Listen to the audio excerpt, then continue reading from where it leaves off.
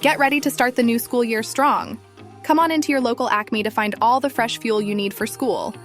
Pick up 21 to 25 count of jumbo raw shrimp for $5.99 a pound. Then score succulent extra large cooked tail on shrimp for just $9.99 a pound. Download the app for your deals today. Acme. Fresh foods. Local flavors.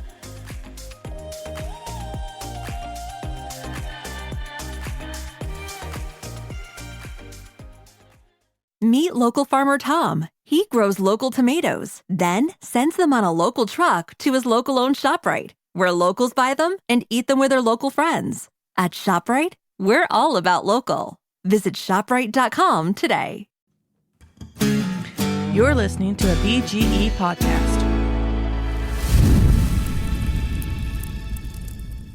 Friends and family gather round and fire up the barbecue. Let the smoke waft and float, that's what we're gonna do. Potato, to some old-fashioned good old taters. Folks, we're going to help you today up your game and win the world championship in hot potato. Oh, yeah. Tear us apart. Barbecue, no matter the weather, under the sun or the stars. Fire is burning, the world keeps turning. Don't worry what you gotta do. 'Cause if you're looking, you ain't cooking. Fire up the barbecue. Fire up the barbecue.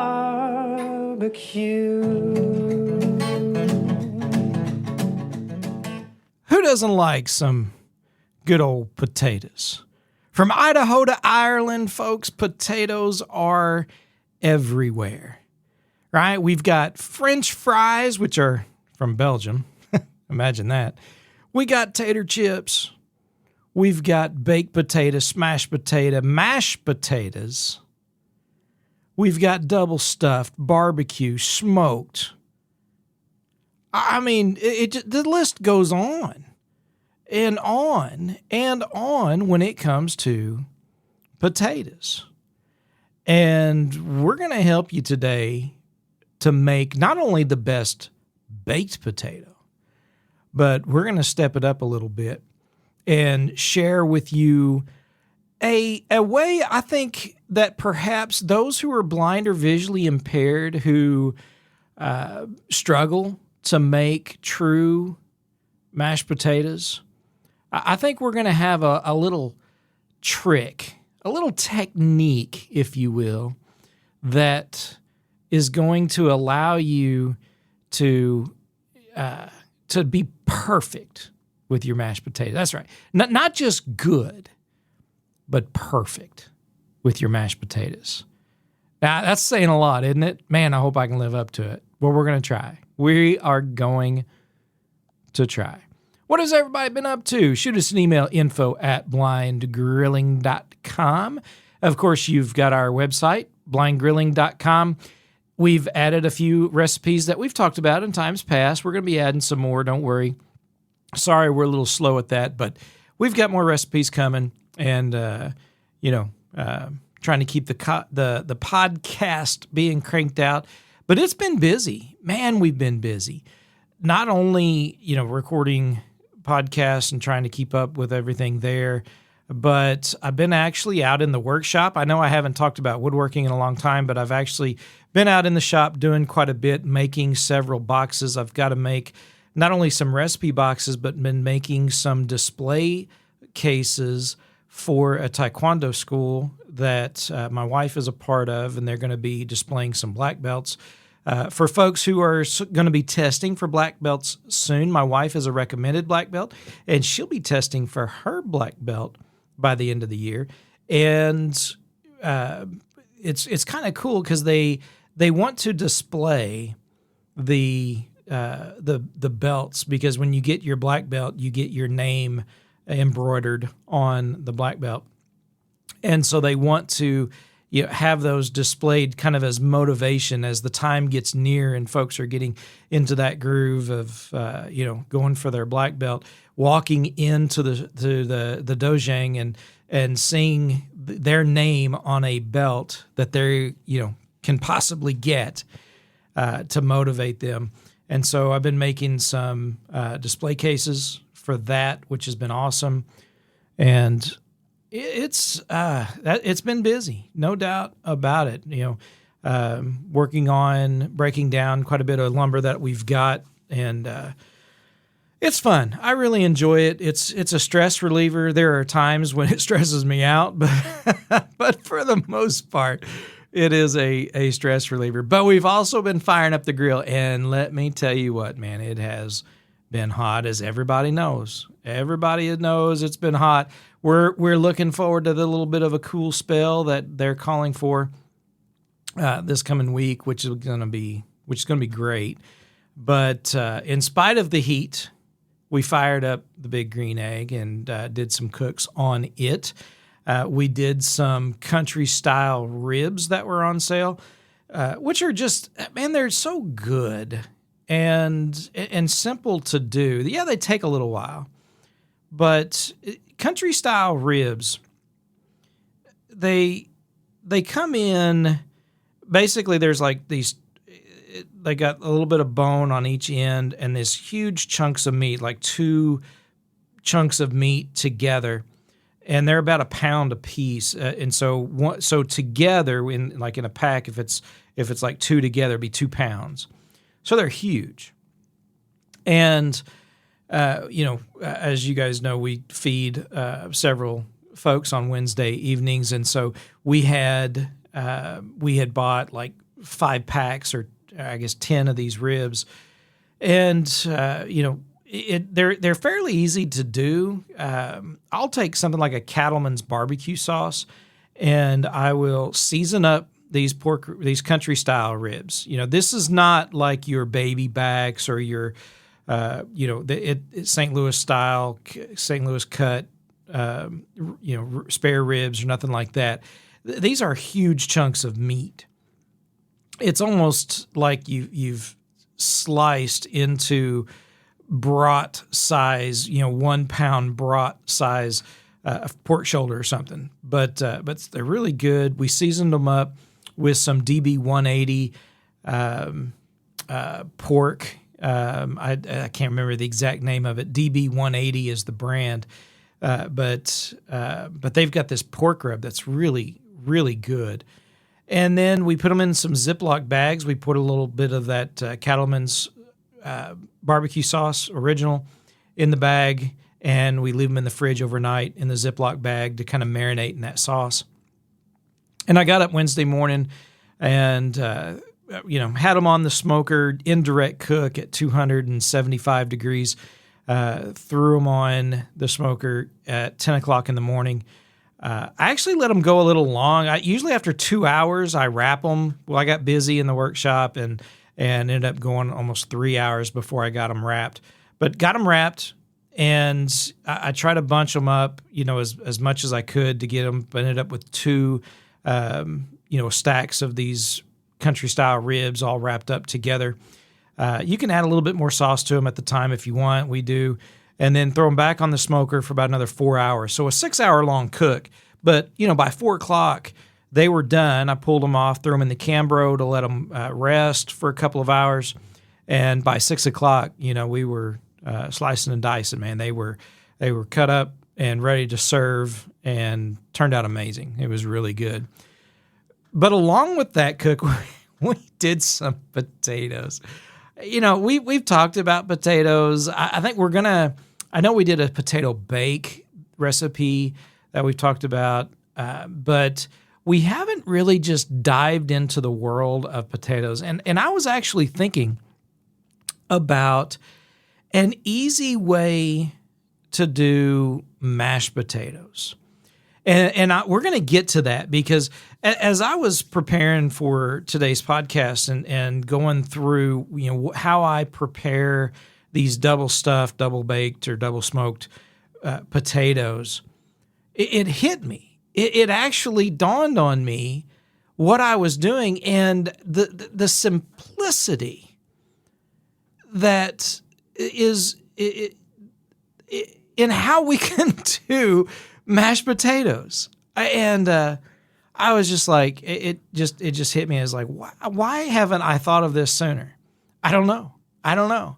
But I've thought of it now, and I want to share it with you guys because, if you love mashed potatoes and you're like me, you refuse to get them from a box, you're not going to shake little bitty flakes into water and mush it all together. You actually want mashed potatoes.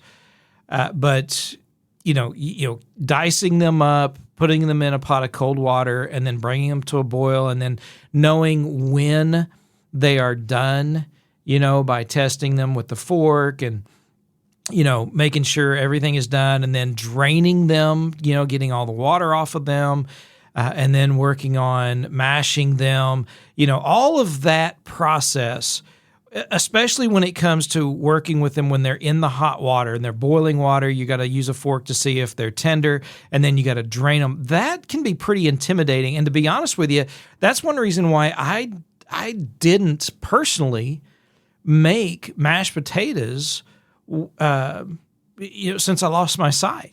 Now, I eat them all the time. My wife makes them. I taught my daughters how to make mashed potatoes. And I mean, it's, I love them, but I personally didn't want to deal with draining that boiling water off of those potatoes.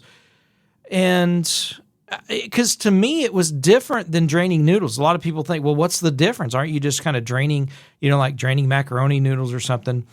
And for me, in my mind, maybe it's not different, but there's like this mental block that is telling me, no, don't do it. Don't do it. Right. And so, if folks are wondering, is there anything he doesn't do? Well, there's something right there.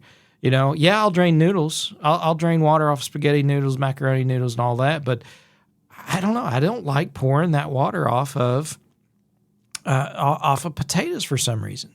That is brings me some anxiety. And so anyway, that's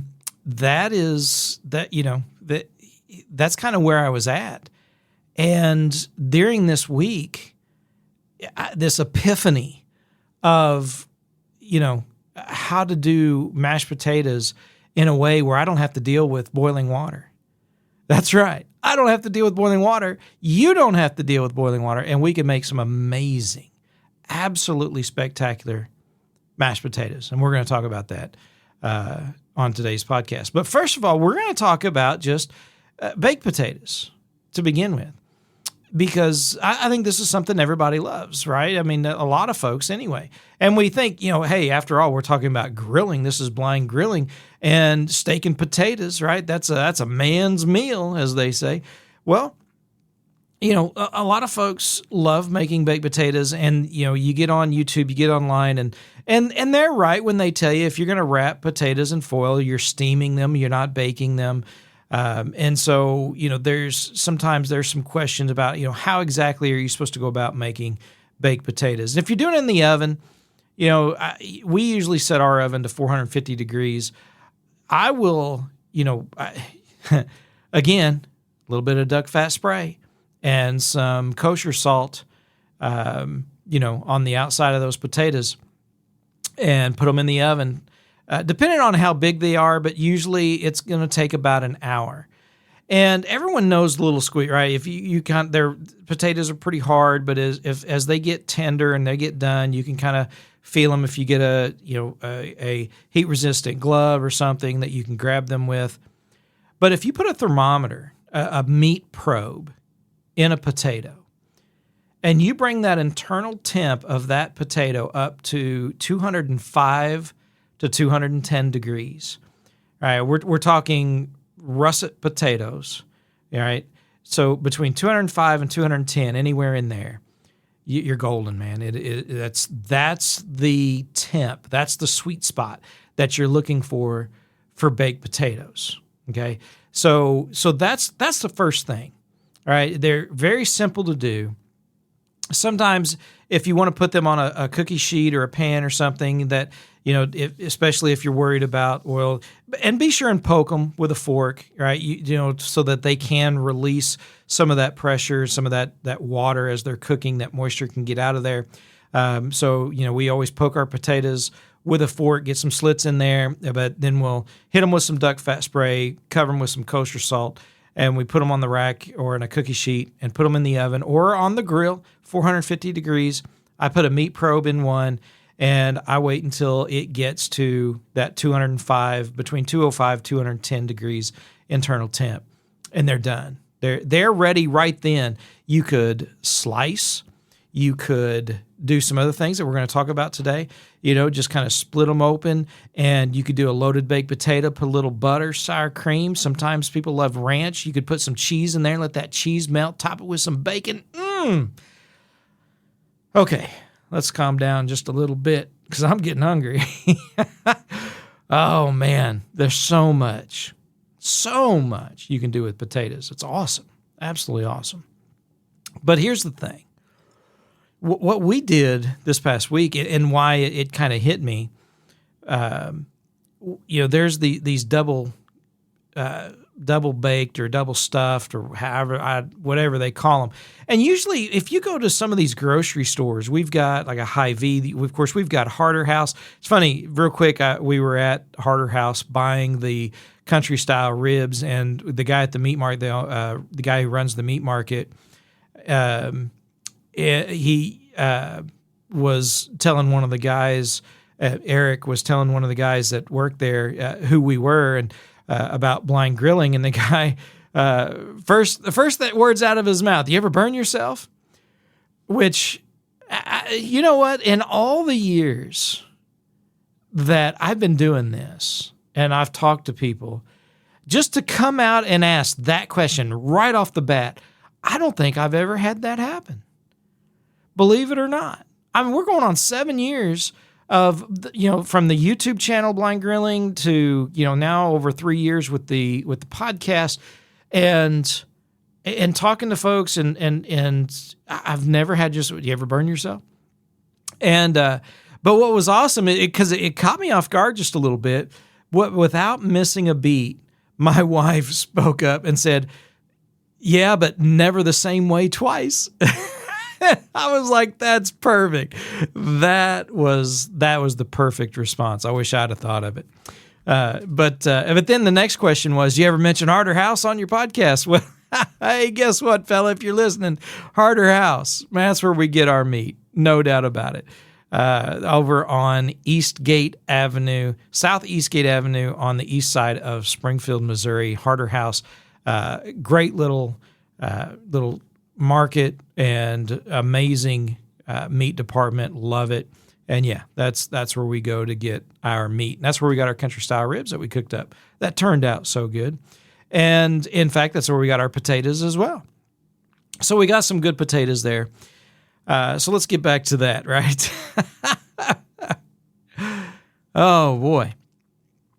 So with the potatoes, after you get those potatoes baked, that's going to be the first thing. Whether you've throw them on the smoker or whether you've done it in the oven, right? They're ready to serve, right? If you wanted to doctor them up, you wanted to give some loaded baked potatoes and serve those, that they're ready to go, no doubt about it. But then there's a few other things that you could do, and this is what we did on Wednesday. Is you split the top of those potatoes, and then you take a spoon and you start dishing out the inside of those potatoes and put it into a bowl, and you do every single one of them. And then you make this filling. And here's the genius that I completely missed until I was explaining to somebody how we made these potatoes, and it hit me. We're making mashed potatoes. We add a little bit of cream cheese, salt and pepper, a little bit of garlic powder. You can do however you like your mashed. You could make your mashed potatoes that way. And if you wanted to make your mashed potatoes and just have mashed potatoes, you could scrape out. Absolutely don't miss anything. Completely get rid of all the innards inside that, or just peel those baked potatoes and make your mashed potatoes that way. I know some of you guys are probably going to think, well, man, that's how I've been doing it to begin with. I wasn't. I just didn't. It just completely, like I said, was off my radar. But man, I got it now. And so we make this. Take that inside the filling or that baked potato. We scoop it out. We add a little bit of cream cheese, like I said, a little bit of seasoning. And you can add just a dash of milk if you want, especially I know some folks do that when they're making their mashed potatoes. And then what you do is you take and we'll go ahead and add some bacon bits. We fry up some bacon. We'll chop that up. We'll add that to it. And then we'll stuff those potatoes back with that mixture. And then after you stuff that potato back with that mixture, and this is what I'm saying, when you go to the grocery stores, sometimes you go to certain counters, deli counter, meat counters, and you'll see these potatoes that, basically you just have to reheat them, put them in your oven. They're topped with cheese or something, and the instruction are just reheating. They've already baked them once, and now you're baking them again. And they're called twice baked potatoes, and so that's basically what we're making here. But you can step this up over the top, right? I mean, but you can top it with a slice of bacon and cheese, and then you throw it back on the smoker or in the oven, and until that cheese melts, it's heated all the way through, and you take it out and it's ready to serve. It's just, and they're so good, man, they're so good. But it doesn't have to stop there, right? Like I said, you can, there's mashed potatoes and smashed potatoes.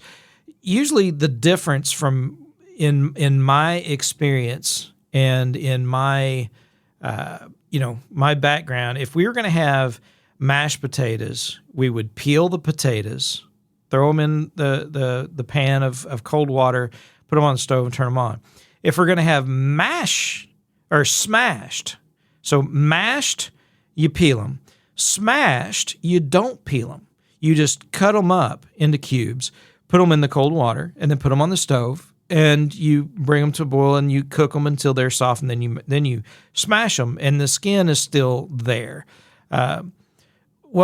You can still do that with the baked potato, right? You bake the potato, again, to that internal temp, 205 to 210 degrees, and you can either, at that time, after you let it cool a little bit, peel it and smash it. You can dig it out and do the twice bake, or you can just take and go ahead and cut it up, leaving the skin, and then smash it and have smashed potatoes and make them like you would normally make them.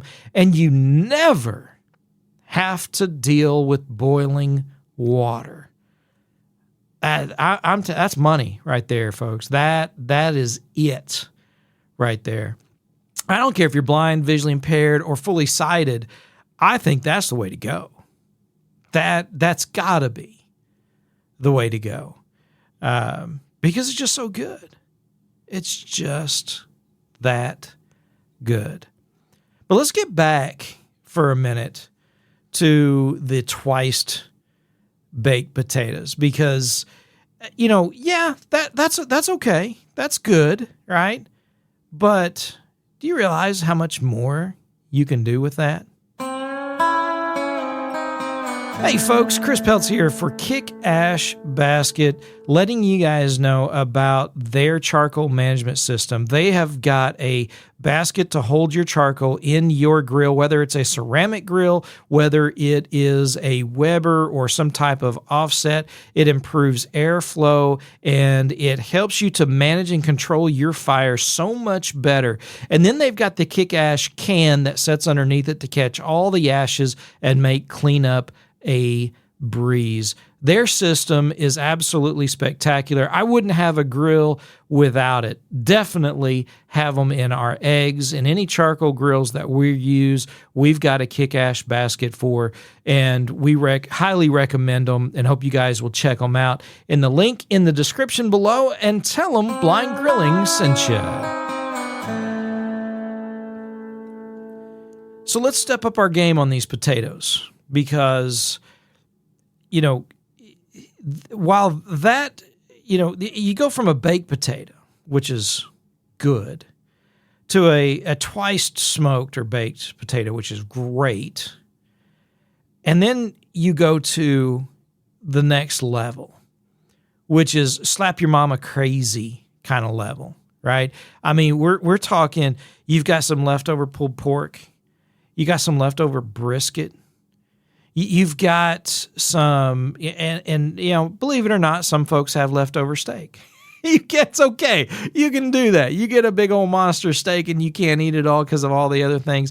You know what? There's no shame in having some leftovers, and to top that potato with that meat and some cheese and maybe a little bit more seasoning, maybe a little bit of sauce if you like some sauce, a little bit of sort of white sauce, that Alabama white sauce from Lane's Barbecue, and throw that in the smoker and cook that. And you've got a whole meal right there. I mean, I know folks are they've got their their baked potatoes you can buy at restaurants. They're loaded baked potatoes, and sometimes it just by itself, which I get. That's all well and good.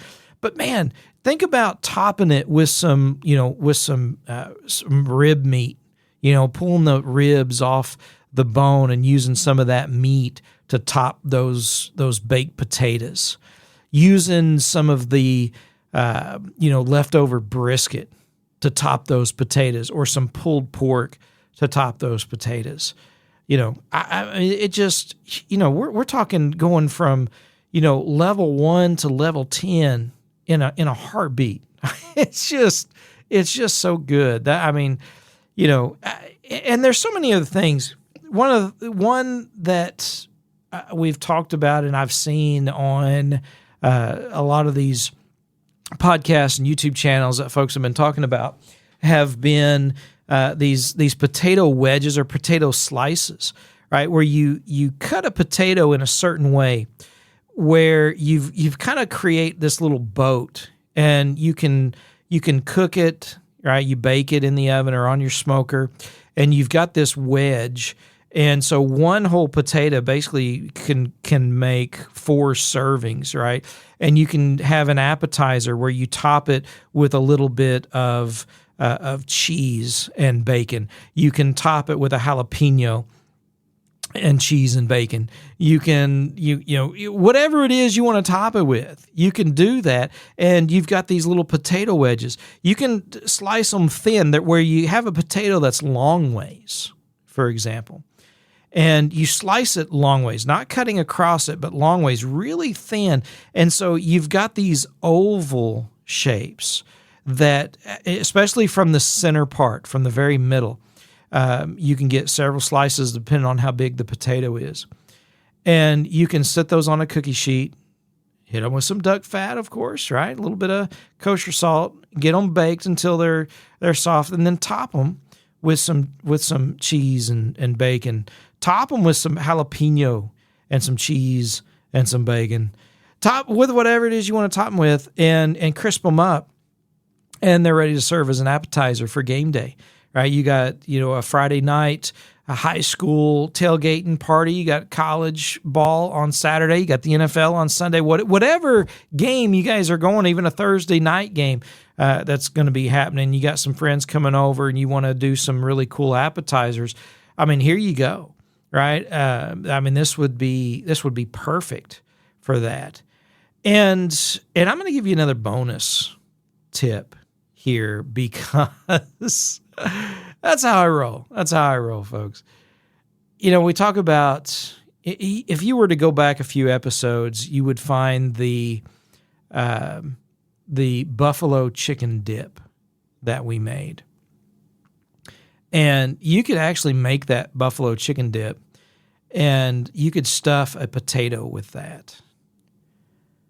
Oh yeah. I would have a little bit more chicken in it at the time, but you can make these potatoes like a buffalo chicken potato, right? You could do a Southwestern mix, right? A Mexican style, mix. So many things you could do. And we've even done potato bombs, right? I'm throwing a lot at you guys. I hope you guys are taking notes. But potato bomb, like, what in the world is a potato bomb? We took an apple core and we cored out the center of a potato. And we run that apple core all the way through, so you get this hole all the way through a potato. So if you were to hold it up, and you could see and you could look through, like looking through a straw, right? There's this hole all the way through. And then you take and you stuff whatever you want in that potato. And from that core, you keep that core, you cut off the ends because then you can cap that potato off to keep things from oozing out. And you stuff that potato and then you bake it, right? Throw it on the smoker, in the oven, it doesn't matter. But, while it's baking, all that cheese is melting. The meat that's in there is heating up. Of course, it's cooked meat already. You don't have to worry about that. But you bake that potato. And then when people cut into their potato, I mean, it's like a savory lava cake, right? Because you've got all that melted cheese in there, and then that surprise of whether it's brisket or chicken or pulled pork or whatever inside that potato that no one knew about, right? Because it's a surprise, and you did these potato bombs that are just amazing. So those are some of the things that we love to do around here. And these are all going to be with your larger potatoes, your russet potatoes. That's really what we're working with here. There are some other little things you can do with some of the small red or yellow potatoes, Dutch potatoes, but those take a little bit longer to cook. And usually we'll chop those up, hit them with some duck fat and some seasoning, and throw them in the oven.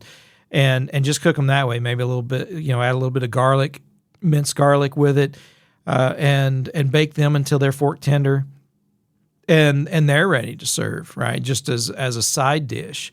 So if you've got some smaller potatoes, maybe they're on sale, and you're listening to this podcast, you think, man, I don't have the russets. All I've got are these baby reds, or some Dutch baby yellows, or whatever kind of potato you're working with. And you're wondering what to do, that definitely works. And you can go back and listen to that potato bake that we did on an episode a while back.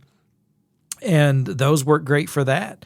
Cutting them up and then topping them with the ranch seasoning, the buffalo sauce, and the cheese. And then, of course, you can throw in a meat like we talked about with, the whether it's brisket or chicken or pulled pork, whatever it is, you can top it with that and just enjoy, right? And I mean, you talk about, making folks happy, making folks smile. And I mean, they'd be smiling so big, it'll be hard for them to keep their, the food in their mouth, because they're going to be shoveling more in. That's how good this stuff is. And all of it based on potatoes, right? And we didn't even get into making fried taters. We didn't get into making, potato chips. We didn't get into all of that. I think we talked about fried taters on a previous episode not long ago. But oh man, that's just, there's so much you can do with these potatoes. But I'm telling you folks, making mashed potatoes without boiling water, I think that's the tip of the year for our podcast. And if you think so, we want to hear from you. info@blindgrilling.com. Shoot us an email. Tell us what you think. I want to hear from you. Friends and family gather round and fire up the barbecue. You guys know what to do. Share out the podcast. Let everybody know about what we're doing here, the things you're learning, and the cooks that you're going to be doing. And be sure and let us know about it as well. Thanks so much for everybody for listening. Until next time, remember, if you're looking, you ain't cooking. Life wants to tear us apart. Barbecue, no matter the weather, under the sun or the stars. Fire is burning, the world keeps turning. Don't worry what you gotta do. 'Cause if you're looking, you ain't cooking. Fire up the barbecue. Fire up the barbecue.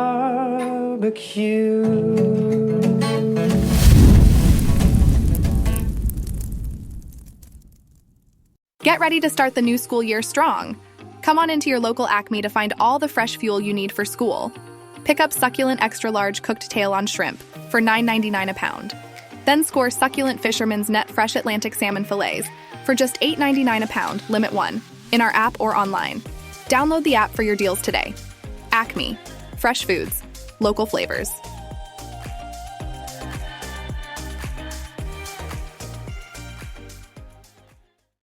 Meet Local Tom. Local Tom is a local farmer. He grows local tomatoes, local blueberries, and local squash.